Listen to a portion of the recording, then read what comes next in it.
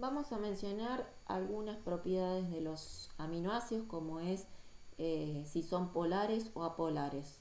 Los polares son solubles en agua, los apolares son insolubles. Y esta propiedad se basa en la característica de los grupos que componen esa cadena lateral R en cada uno de los aminoácidos que vimos. Entonces, los que tengan grupos que son polares le van a dar polaridad, van a ser solubles, y los que tengan mayor abundancia de grupos que son apolares, esto es cuando predominan generalmente cadenas de carbonos, esos grupos le van a dar insolubilidad. Es decir, que entonces podemos separar en aquellos aminoácidos que se consideran polares, es decir, solubles, o aminoácidos apolares o insolubles en agua. Entonces, en esta columna de aquí vemos los aminoácidos que se consideran polares según la cadena lateral que tienen, ¿sí? Entonces, después ustedes analicen un poquito cada uno de estos aminoácidos, qué características tienen, para tratar de ver por qué se consideran polares o apolares. Entonces, dentro de los polares vamos a tener serina, treonina, tirosina, ácido aspartico, ácido glutámico, asparagina, glutamina, lisina, histidina y arginina, ¿sí? Todos ellos tienen grupos en su cadena lateral que hace que sean grupos que le aportan solubilidad, por eso se consideran aminoácidos polares. Dentro de los apolares se encuentran la glicina, alanina, valina, leucina, isoleucina, metionina, cisteína, fenilalanina, triptófano y prolina. Los aminoácidos, como contienen grupos ácidos y básicos en una misma molécula, tienen propiedades ácido-base, es decir, que tienen propiedades para aceptar o ceder protones dependiendo de esto del pH del medio donde se encuentran. Es decir, que van a variar su forma iónica dependiendo del pH. En algunos pH va a estar como carga positiva y en otros como carga negativa, iones positivos, iones negativos, ¿sí? Dependiendo del pH donde se encuentre. E incluso va a existir algún pH donde tengan carga eléctrica neutra, es decir, que la sumatoria de las cargas positivas y negativas nos dé cero, ¿sí? Porque tienen igual carga positiva de la cantidad de cargas negativas. Entonces, la variación de sus cargas, dependiendo del pH, va a hacer que pueda estar como iones positivos, llamados cationes, o como iones negativos, llamados aniones, en diferentes situaciones en función de cómo vaya variando el pH de las soluciones donde se encuentre, ¿sí? Entonces, ustedes cuando hablamos de cómo varía el pH en el organismo, háganse la idea que tenemos diferentes pH. Por ejemplo, el pH de la sangre decíamos que era un pH de 7,4, ¿sí? Más cercano al pH neutral, que es de 7, ¿sí? Cuando tenemos de 7 para abajo se consideran pHs ácidos, y de 7 para arriba hasta 14 se consideran pHs alcalinos o básicos. Entonces, en la sangre tenemos un pH de 7,4, mientras que en el estómago, que es un ambiente muy ácido por la presencia de ácido clorhídrico de los jugos digestivos, es un pH de aproximadamente 1,5. Entonces tenemos variaciones. Luego en el intestino tenemos pHs más alcalinos. Entonces en el organismo vamos teniendo diferentes pHs. Entonces los aminoácidos, dependiendo del lugar donde se encuentren, van a poder variar su carga eléctrica, porque tienen estos grupos ácidos, que son los grupos carboxilos, y básicos, que son los grupos aminos, que pueden aceptar o ceder protones, ¿sí? Básicamente esa es la estructura, la idea básica que les tiene que quedar. Entonces acá en esta imagen bien esquemática representamos en la parte esta del medio el aminoácido que se encuentra como ion dipolar, es decir, tiene la misma carga positiva que negativa. Esto que mencionábamos en las primeras diapositivas, como que se daba cuando había el pH fisiológico, al pH de la sangre, que es de 7,4, ¿sí?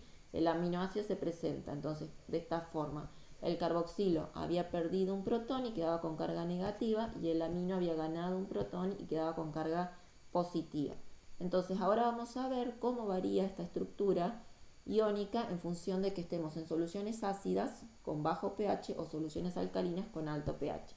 Si nos vamos a una zona donde el pH baja, si el pH en solución más ácida, donde el pH es más bajo, abundan los protones, ¿sí? Entonces, ¿qué pasa en esos casos? El grupo carboxilo va a captar uno de esos protones que hay en exceso.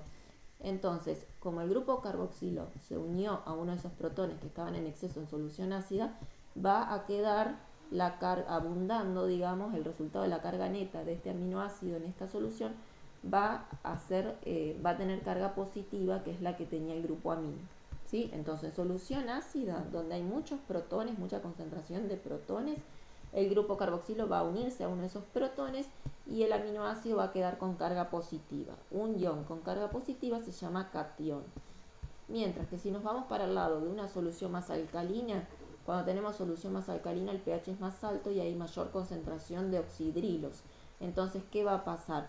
El grupo amino, que tenía 3 hidrógenos, ¿sí?, va a ceder uno de esos hidrógenos para unirse a uno de esos oxidrilos que está en ese medio más alcalino. Entonces, el grupo amino pierde o cede uno de esos protones para unirse a los oxidrilos que están en el medio alcalino para formar agua. Entonces, el hidrógeno que provenía del amino se une a uno de esos oxidrilos para formar agua, y entonces la carga que queda en el aminoácido en esa solución va a ser la carga negativa del grupo carboxilo. Los iones con carga negativa se llaman aniones. Por eso entonces podemos decir que los aminoácidos en soluciones ácidas van a estar bajo la forma de cationes, ¿sí?, con carga positiva. Entonces, en solución ácida el grupo carboxilo capta un protón, un hidrógeno, y el aminoácido se convierte en un catión. En soluciones alcalinas el grupo amino cede uno de los hidrógenos, uno de los protones, a los oxidrilos del medio para formar agua, y el aminoácido se convierte en anión, un ion con carga negativa. Entonces, de esa manera podemos ver cómo varía la forma iónica, las cargas eléctricas de los aminoácidos según estén en soluciones más ácidas o en soluciones más alcalinas. Acá en esta imagen, para que ustedes vean cómo se da esta propiedad ácida-base, hemos representado solo la estructura básica de los aminoácidos. Pero en aquellos aminoácidos que tengan como grupo lateral R grupos básicos, como aquellos, la lisina, la arginina, que tenían grupos aminos extra, o los grupos o aminoácidos que tenían grupos ácidos, como el ácido glutámico, el ácido aspartico, que tienen grupos carboxilo extra, en esos casos también juega el intercambio de protones que tienen esos grupos. Entonces ahí ya hay que hacer un análisis mucho más profundo de cómo sería la carga eléctrica en esos aminoácidos en particular. Pero como idea general, para que ustedes entiendan qué es lo que pasa con los aminoácidos, esto basta, ¿sí?, con que sepan que la carga eléctrica de los aminoácidos va a variar en función si se encuentra en una solución ácida de pH bajo o en una solución alcalina, y que generalmente entonces los aminoácidos cuando están en una solución ácida se encuentran como cationes, y cuando están en una solución alcalina se encuentran como aniones. En esta diapositiva está un poco más resumido la idea que mencionábamos en la diapositiva anterior de cómo se da esa propiedad ácido-base de los aminoácidos. Entonces, la carga eléctrica que va a tener un aminoácido va a depender del pH del medio donde se encuentre. Si está en un medio que es un medio ácido, una solución ácida, va a haber mayor concentración de protones, eso representa un pH bajo. Entonces el aminoácido se va a encontrar con carga positiva, es decir, que va a estar formando en forma de catión, estaría. En cambio, en una solución alcalina, donde es baja la concentración de protones, es alta la concentración de oxidrilos, el pH es un pH alto, el aminoácido va a estar con carga negativa, por lo tanto está bajo la forma de anión, ¿sí? Vamos a tener un pH particular para cada aminoácido, en el que la sumatoria de sus cargas, es decir, la carga neta, va a ser 0, ¿sí? Y ese es el llamado punto isoeléctrico. Entonces el punto isoeléctrico es el pH al cual un aminoácido tiene carga neta nula o carga neta 0, es decir, que se da la sumatoria de sus cargas positivas y negativas, se anula porque tienen la misma cantidad de cargas positivas que la misma cantidad de cargas negativas. Entonces se anulan la carga, ¿está? Entonces, el punto isoeléctrico es una propiedad o una propiedad física, una característica que tienen cada aminoácido, y ya está, digamos, es una característica que ya está estandarizada para cada aminoácido y que sirve para caracterizarlo, que es el valor del punto isoeléctrico. Entonces, cada aminoácido va a tener un punto isoeléctrico dado que nos dice que es el pH al cual va a tener carga neta 0. Hay un grupo de aminoácidos que se consideran aminoácidos esenciales. Son aquellos que el organismo no puede sintetizar, por lo tanto deben ser incorporados sí o sí con la dieta. Dentro entonces de los 20 aminoácidos son 8 los que se consideran aminoácidos esenciales y son estos que tenemos aquí: fenilalanina, leucina, isoleucina, lisina, metionina, treonina, triptófano y valina. Estos son los 8 aminoácidos considerados esenciales.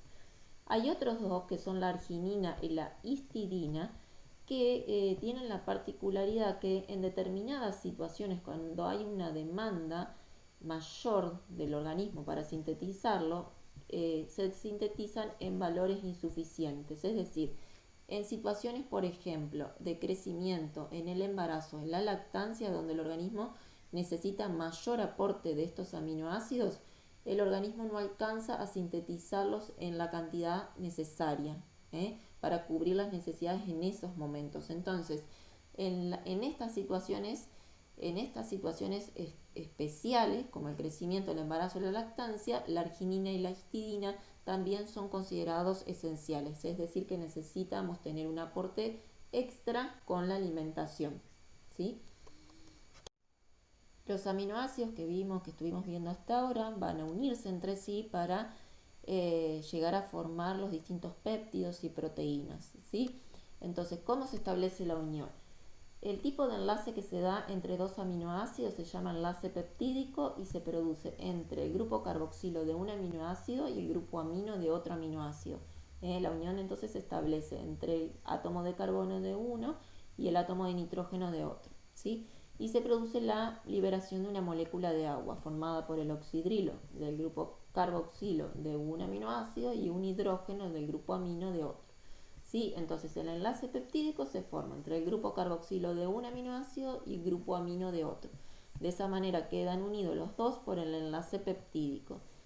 Se considera que este enlace peptídico tiene un carácter parcial de doble enlace, ¿sí? Es un poco más rígido o tiene una rigidez intermedia entre lo que es un enlace simple y un enlace doble. Es un poco más rígido que lo que es un enlace simple, pero no llega a ser tanto como un enlace doble. Por eso se considera que tiene un carácter parcial de doble enlace, ¿sí?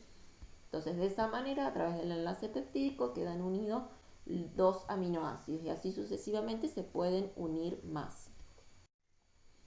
Entonces, vimos que dos aminoácidos se unen mediante un enlace peptídico y constituyen lo que se llama un dipéptido, formado por la unión de dos aminoácidos. Si a ese dipéptido se une otro aminoácido, constituye un tripéptido. Si se le une otro aminoácido, constituye un tetrapéptido.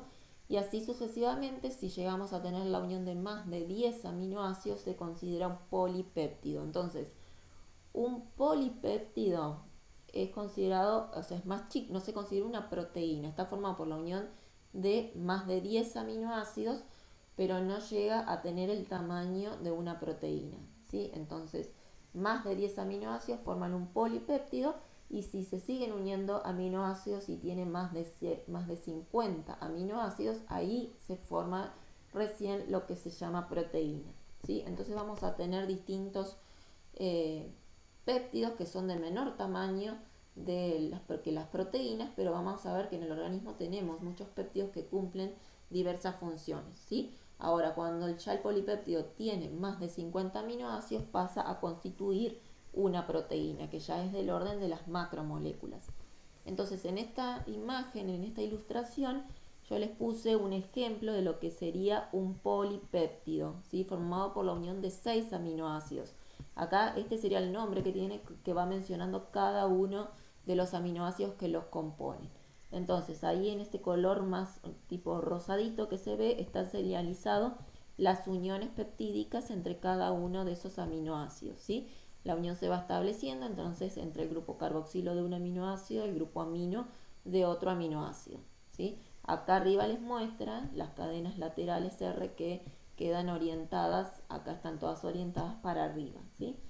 Entonces, en esta cadena de aminoácidos que tenemos unidos para formar un péptido, ¿sí? Un oligopéptido, vamos a tener que siempre va a quedar un grupo amino libre, que es el de un extremo, ¿no es cierto?, de un aminoácido de uno de los extremos, y por el otro lado, en el otro extremo, va a quedar un grupo carboxilo libre, ¿sí?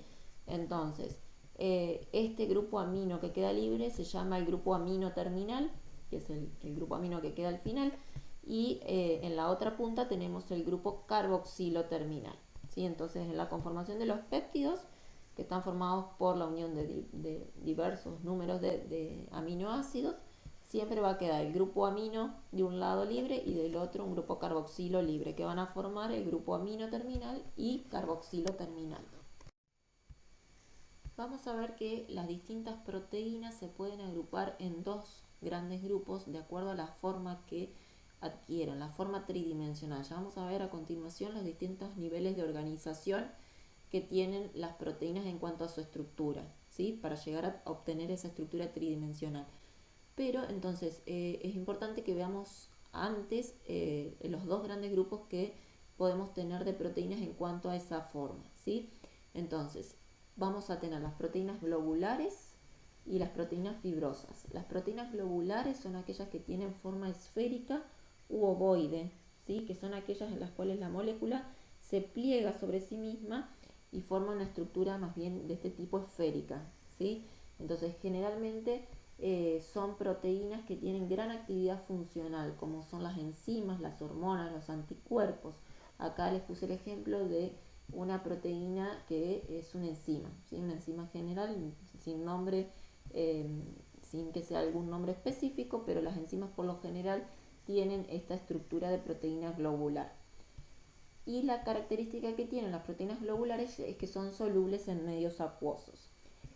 En cambio, las proteínas fibrosas son proteínas que adoptan una estructura en forma más extendida, es decir, que las cadenas polipeptídicas que la conforman se ordenan de manera paralela, formando fibras o láminas extendidas, donde predomina el eje longitudinal sobre el eje transversal. Entonces tienen esta estructura más bien extendida, ¿sí?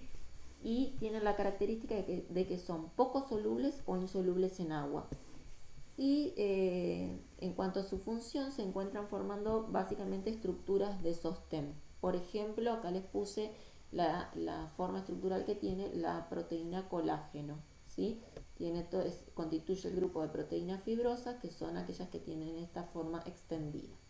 Entonces, de acuerdo a la estructura terciaria que tienen, a la forma tridimensional, vamos a tener proteínas globulares y proteínas fibrosas.